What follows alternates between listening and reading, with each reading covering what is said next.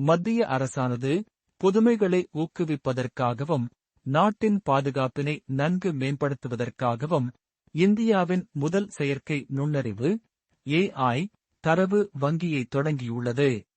3வது உலகளாவிய சரக்கு போக்குவரத்து உச்சி மாநாடு 2024 ஆனது acting today to reach the opportunities of tomorrow என்ற கருத்துருவின் கீழ் துபாயில் நடத்தப்பட்டது.